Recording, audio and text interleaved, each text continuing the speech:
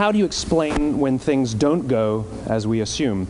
Or better, how do you explain when others are able to achieve things that seem to defy all of the assumptions? For example, why is Apple so innovative? Year after year after year after year, they're more innovative than all their competition. And yet, they're just a computer company. They're just like everyone else. They have the same access to the same talent, the same agencies, the same consultants, the same media. Then why is it that they seem to have something different? Why is it that Martin Luther King led the civil rights movement? He wasn't the only man who suffered in a pre-civil rights America, and he certainly wasn't the only great orator of the day. Why him? And why is it that the Wright brothers were able to figure out controlled powered manned flight when there were certainly other teams who were better qualified, better funded, and they didn't achieve powered manned flight, and the Wright brothers beat them to it? There's something else at play here. About 3.5 years ago, I made a discovery, and this discovery profoundly changed my view on how I thought the world worked, and it even profoundly changed the way in which I operate in it. As it turns out, there's a pattern. As it turns out, all the great and inspiring leaders and organizations in the world, whether it's Apple or Martin Luther King or the Wright brothers, they all think, act, and communicate the exact same way, and it's the complete opposite to everyone else. All I did was codify it. And it's probably the world's simplest idea. I call it the golden circle.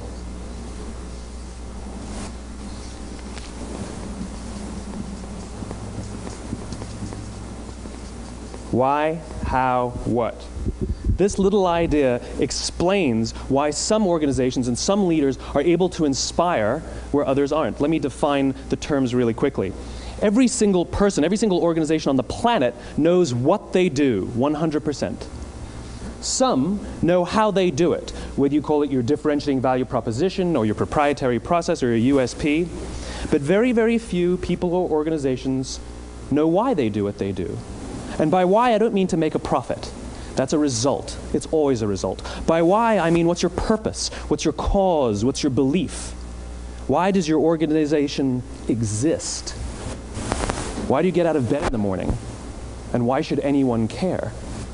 Well, as a result, the way we think, the way we act, the way we communicate is from the outside in. It's obvious. We go from the clearest thing to the fuzziest thing. But the inspired leaders and the inspired organizations, regardless of their size, regardless of their industry, all think, act, and communicate from the inside out. Let me give you an example. I use Apple because they're easy to understand and everybody gets it. If Apple were like everyone else, a marketing message from them might sound like this. We make great computers. They're beautifully designed, simple to use, and user-friendly. Want to buy one? Meh.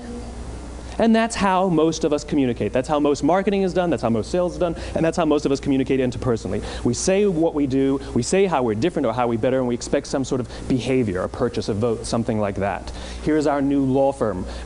We have the best lawyers with the biggest clients. We have, we always perform for our clients, do business with us. Here's our new car. It gets great gas mileage. It has, leather seats. Buy our car. But it's uninspiring. Here's how Apple actually communicates. Everything we do, we believe in challenging the status quo. We believe in thinking differently. The way we challenge the status quo is by making our products beautifully designed, simple to use, and user-friendly. We just happen to make great computers. Want to buy one? Totally different, right? You're ready to buy a computer from me. All I did was reverse the order of the information. What it proves to us is that people don't buy what you do, people buy why you do it. People don't buy what you do, they buy why you do it. This explains why every single person in this room is perfectly comfortable buying a computer from Apple. But we're also perfectly comfortable buying an MP3 player from Apple, or a phone from Apple, or a DVR from Apple. But as I said before, Apple's just a computer company. There's nothing that distinguishes them structurally from any of their competitors. Their competitors are all equally qualified to make all of these products. In fact, they tried. A few years ago, Gateway came out with flat-screen TVs. They're eminently qualified to make flat-screen TVs. They've been making flat-screen monitors for years. Nobody bought one.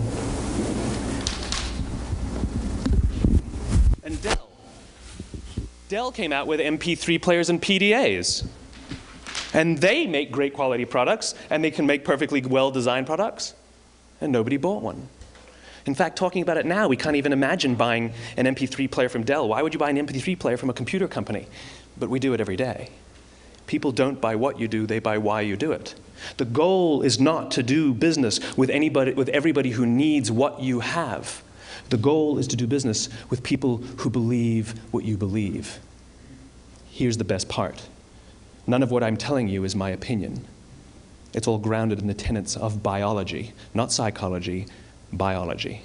If you look at a cross-section of the human brain, looking from the top down, what you see is the human brain is actually broken into three major components that correlate perfectly with the golden circle.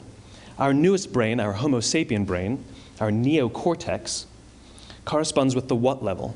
The neocortex is responsible for all of our rational and analytical thought and language. The middle two sections make up our limbic brains, and our limbic brains are responsible for all of our feelings, like trust and loyalty. It's also responsible for all human behavior, all decision-making, and it has no capacity for language. In other words, when we communicate from the outside in, yes, people can understand vast amounts of complicated information like features and benefits and facts and figures. It just doesn't drive behavior. When we communicate from the inside out, we're talking directly to the part of the brain that controls behavior, and then we allow people to rationalize it with the tangible things we say and do. This is where gut decisions come from. You know, sometimes you can give somebody all the facts and your figures, and they say, I know what all the facts and details say, but it just doesn't feel right. Why would we use that verb? It doesn't feel right. Because the part of the brain that controls decision-making doesn't control language. And the best we can muster up is, I don't know, it just doesn't feel right. Or sometimes you say you're leading with your heart, or you're leading with your soul. Well, I hate to break it to you, those aren't other body parts controlling your behavior. It's all happening here in your limbic brain, the part of the brain that controls decision-making and not language. But if you don't know why you do what you do, and people respond to why you do what you do, then how will you ever get people to vote for you or buy something from you, or more importantly, be loyal and want to be a part of what it is that you do? Again, the goal is not just to sell people who need what you have. The goal is to sell to people who believe what you believe. The goal is not just to hire people who need a job. It's to hire people who believe what you believe. I always say that, you know, there's, if you hire people just because they can do a job, they'll work for your money. But if you hire people who believe what you believe, they work for you with blood and sweat and tears. And nowhere else is there a better example of this than with the Wright brothers. Most people don't know about Samuel Pierpont Langley. And back in the early 20th century, the pursuit of powered man flight was like the dot-com of the day. Everybody was trying it. And Samuel Pierpont Langley had what we assume to be the recipe for success. I mean, even now, you ask people, why did your product or why did your company fail? And people always give you the same permutation of the same three things. Undercapitalized, the wrong people, bad market conditions. It's always the same three things. So let's explore that. Samuel Pierpont Langley was given $50,000 by the War Department to figure out this flying machine. Money was no problem. He held a seat at Harvard and worked at the Smithsonian and was extremely well connected. He knew all the big minds of the day. He hired the best minds money could find, and the market conditions were fantastic. The New York Times followed him around everywhere, and everyone was rooting for Langley. And how come we've never heard of Samuel Pierpont Langley? A few hundred miles away in Dayton, Ohio, Orville and Wilbur Wright. They had none of what we consider to be the recipe for success. They had no money. They paid for their dream with the proceeds from their bicycle shop. Not a single person on the Wright brothers' team had a college education, not even Orville or Wilbur. And the New York Times followed them around nowhere. The difference was Orville and Wilbur were driven by a cause, by a purpose, by a belief. They believed that if they could figure out this flying machine, it'll change the course of the world. Samuel Pierpont Langley was different. He wanted to be rich, and he wanted to be famous. He was in pursuit of the result. He was in pursuit of the riches. And lo and behold, look what happened. The people who believed in the Wright brothers' dream worked with them with blood and sweat and tears. The others just worked for the paycheck. And they tell stories of how every time the Wright brothers went out, they would have to take 5 sets of parts because that's how many times they would crash before they came in for supper. And eventually, on December 17th, 1903, the Wright brothers took flight. And no one was there to even experience it. We found out about it a few days later. And further proof that Langley was motivated by the wrong thing, the day the Wright brothers took flight, he quit. He could have said, "That's an amazing discovery, guys, and I will improve upon your technology." But he didn't. He wasn't first. He didn't get rich. He didn't get famous. So he quit. People don't buy what you do, they buy why you do it. And if you talk about what you believe, you will attract those who believe what you believe. Well, why is it important to attract those who believe what you believe? Something called the law of diffusion of innovation. And if you don't know the law, you definitely know the terminology. The first 2.5% of our population are our innovators. The next 13.5% of our population are our early adopters. The next 34% are your early majority, your late majority, and your laggards. The only reason these people buy touch-tone phones is because you can't buy rotary phones anymore. We all sit at various places at various times on the scale, but what the law of diffusion of innovation tells us is that if you want mass market success or mass market acceptance of an idea, you cannot have it until you achieve this tipping point between 15 and 18% market penetration, and then the system tips. And I love asking businesses, what's your conversion on new business? And they love to tell you, oh, it's about 10%, proudly. Well, you can trip over 10% of the customers. We all have about 10% who just get it. That's how we describe them, right? That's like that gut feeling, oh, they just get it. The problem is, how do you find the ones that just get it before you're doing business with them versus the ones who don't get it? So it's this here, this little gap, that you have to close, as Geoffrey Moore calls it, crossing the chasm. Because you see, the early majority will not try something until someone else has tried it first. And these guys, the innovators and the early adopters, they're comfortable making those gut decisions. They're more comfortable making those intuitive decisions that are driven by what they believe about the world and not just what product is available. These are the people who stood online for 6 hours to buy an iPhone when they first came out, when you could have just walked into the store the next week and bought one off the shelf. These are the people who spent $40,000 on flat-screen TVs when they first came out, even though the technology was substandard. And by the way, they didn't do it because the technology was so great. They did it for themselves. It's because they wanted to be first. People don't buy what you do, they buy why you do it. And what you do simply proves what you believe. In fact, people will do the things that prove what they believe. The reason that person bought the iPhone in the first 6 hours, or stood in line for 6 hours, was because of what they believed about the world and how they wanted everybody to see them. They were first. People don't buy what you do, they buy why you do it. So let me give you a famous example, a famous failure and a famous success of the law of diffusion of innovation. First, the famous failure. It's a commercial example. As we said before a second ago, the recipe for success is money and the right people and the right marketing conditions, right? You should have success then. Look at TiVo. From the time TiVo came out about 8 or 9 years ago to this current day, they are the single highest quality product on the market. Hands down, there is no dispute. They were extremely well funded. Market conditions were fantastic. I mean, we use TiVo as a verb. I TiVo stuff on my piece of junk Time Warner DVR all the time. But TiVo is a commercial failure. They've never made money. And when they went IPO, their stock was at about $30 or $40 and then plummeted, and it's never traded above 10. In fact, I don't think it's even traded above 6, except for a couple of little spikes. Because you see, when TiVo launched their product, they told us all what they had.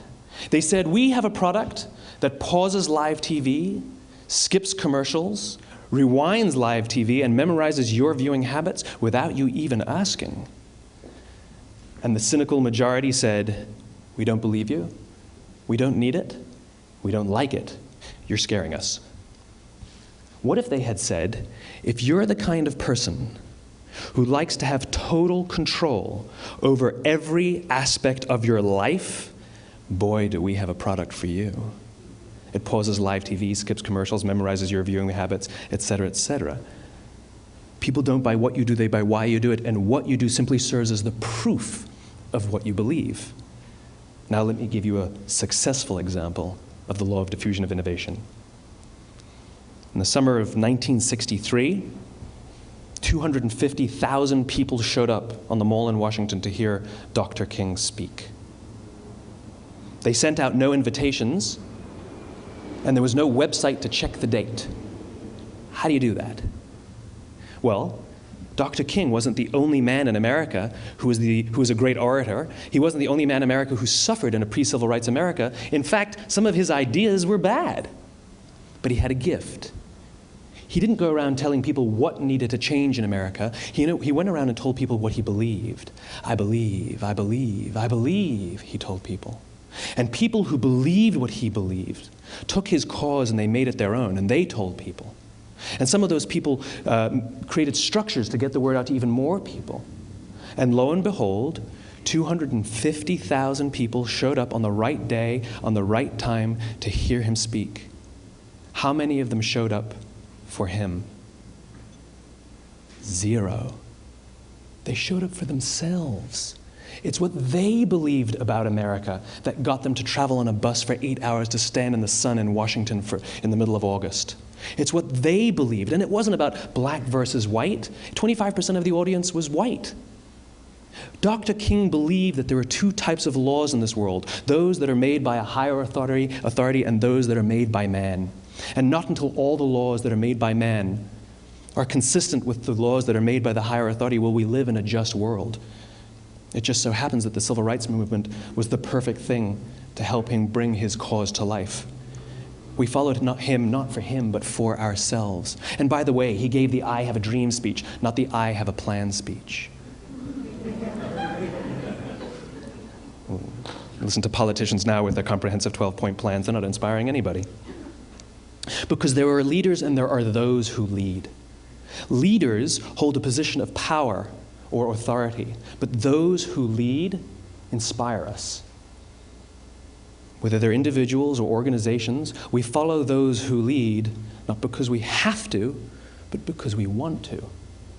We follow those who lead, not for them, but for ourselves. And it's those who start with why that have the ability to inspire those around them or find others who inspire them. Thank you very much.